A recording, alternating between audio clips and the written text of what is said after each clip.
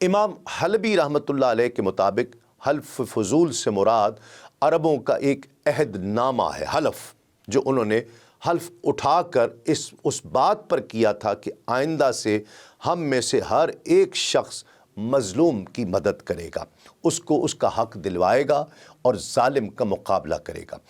یہ زمانہ جاہلیت میں عربوں کا سب سے زیادہ معزز اور شریفانہ عہد نامہ سمجھا جاتا تھا۔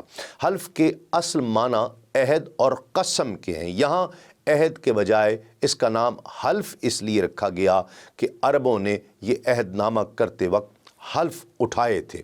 یہ عہد نامہ اس وقت کیا گیا جب کہ قریش جنگ فجار سے واپس ہوئے تھے۔ جنگ فجار شوال کے مہینے میں ہوئی تھی، جبکہ ایک قول یہ بھی ہے کہ حرام مہینے میں نہیں ہوئی بلکہ شعبان کے مہینے میں ہوئی تھی۔ بہرحال حلف فضول ذی قعدہ کے مہینے میں ہوا۔ اس عہد کے لیے سب سے پہلے زبیر بن عبد المطلب نے آواز اٹھائی، جو حضور نبی کریم صلی اللہ علیہ وآلہ وسلم کے سکے چچا تھے۔ انہوں نے بنو ہاشم، بنی زہرہ اور بنی اسد ابن عبد العزیٰ تینوں خاندانوں کے لوگوں کو بلایا۔ یہ سب عبداللہ ابن جدعان تمیمی کے گھر جمع ہوئے۔ السیرۃ النبویہ میں تحریر ہے کہ یہ مکان دار ابن جدعان تمیمی کے نام سے ہی مشہور تھا۔ اس خاندان کے لوگ جو بنو تمیم کہلاتے تھے، وہ اپنے جد تمیم کی زندگی میں ہی ایسے متحد اور ایک ہو گئے تھے جیسے ایک ہی گھر کے لوگ ہوا کرتے ہیں۔ تمیم ہی ان سب کو کھلاتا اور پہناتا تھا، خرچہ اٹھایا کرتا تھا۔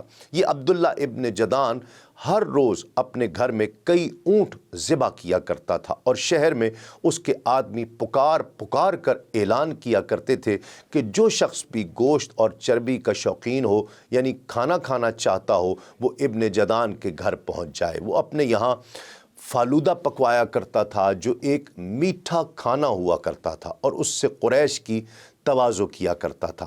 فالودہ تیار کروانے کا سبب یہ ہوا کرتا تھا کہ اس سے پہلے ابن جدعان کھجور اور ستو سے آنے والوں کی تواضع کیا کرتا تھا اور پھر دودھ پلایا کرتا تھا۔ ایک مرتبہ ایک شخص امیہ ابن ابی سلط سفر میں تھا کہ اس کا گزر بنو مدان کے لوگوں کے یہاں ہوا۔ اس نے ان کا کھانا دیکھا جو گیہوں اور شہد سے بنایا جاتا تھا، یہ بھی میٹھا کھانا ہوتا تھا۔ یہاں سے آ کر امیہ نے ان کی تعریف میں یہ شعر کہے کہ میں نے بہت سے میزبان دیکھے اور ان کی میزبانی بھی دیکھی، مگر ان سب میں میں نے بنو مدان کو سب سے زیادہ بہتر اور افضل پایا۔ جب تم ان کی دعوت اور ضیافت میں پہنچو تو حسن سلوک اور خوش اخلاقی تمہارا استقبال کرے گی، بمقابلہ بنو جدعان کے جن کی یہ خصوصیت بیان کی جاتی ہے۔ ناظرین کرام، اس کے یہ شعر عبداللہ جدعان کے کانوں تک بھی پہنچے، جس پر اس کو شرم آئی کہ اس کا کھانا کم درجے کا ہے۔ اس لیے اس نے ملک شام میں بصرہ شہر میں اپنے آدمی بھیجے اور وہاں سے اس نے گیہوں، شہد اور گھی منگوایا، اور اس کے بعد اپنے آدمیوں کے ذریعے اعلان کروا دیا کہ لوگ عبداللہ ابن جدعان کے دسترخوان پر پہنچ جائیں۔ اس طرح اس نے اس آر کو ختم کر دیا۔ اب امیہ ابن ابی سلط نے عبداللہ ابن جدعان کی تعریف میں ایک قصیدہ کہا، جس کے اشعار کا ترجمہ یہ ہے کہ کیا میں تیرے سامنے اپنی حاجت و ضرورت بیان کروں؟ کیا تیری حیا اور مروت میری طرف سے اس کو بھی گوارا نہیں کرے گی، جیسا کہ میں نے تیری حیا کی وجہ سے ہی تیرا نام مجسم حیا اور شرم رکھ دیا ہے۔ اگر کوئی شخص ایک مرتبہ ہی تیری تعریف اور مدح سرائی کر دے تو اس کو ہر روز تیری قصیدہ خوانی کے بجائے یہ ایک ہی دفعہ کی تعریف مقصد براری کے لیے کافی ہو جاتی ہے۔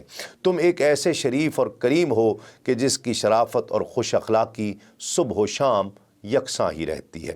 جب گو یہ ایک جانور تھا جو کہ سردیوں کا موسم برداشت نہیں کر سکتا تھا، کہ جب گو اپنے بل میں چھپ کر بیٹھ رہتا ہے، اس وقت تیرے کرم اور فیاضی کی ہوائیں اس تک بھی پہنچ کر اس کو زندگی کا پیغام دیتی رہتی ہیں، یعنی سدا بہار ہے۔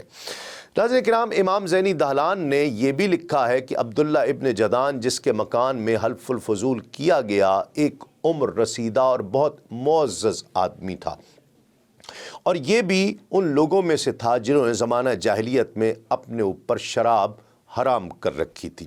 اس کے شراب چھوڑنے کا سبب یہ ہوا تھا کہ ایک مرتبہ رات کے وقت یہ نشے میں دھت تھا، رات کا وقت تھا اور چاند چمک رہا تھا۔ اسی نشے کی کیفیت میں اس نے چاند کی روشنی کو پکڑنے کے لیے ہاتھ بڑھایا اور عجیب انداز سے اچھلنا شروع کر دیا۔ اس کے پاس جو لوگ بیٹھے ہوئے تھے وہ اس کی اس احمقانہ حرکت پر ہنسنے لگے اور کہے لگانے لگے۔ جب اس کا نشہ اتر گیا تو لوگوں نے اس کی اس حماقت کے متعلق اسے بتایا۔ یہ چونکہ بنیادی طور پر ایک سنجیدہ اور باعزت آدمی تھا، اس لیے یہ واقعہ سن کر اس کو انتہائی شرمندگی ہوئی اور اس نے اسی وقت حلف اٹھایا کہ آج کے بعد شراب کبھی نہیں پیوں گا۔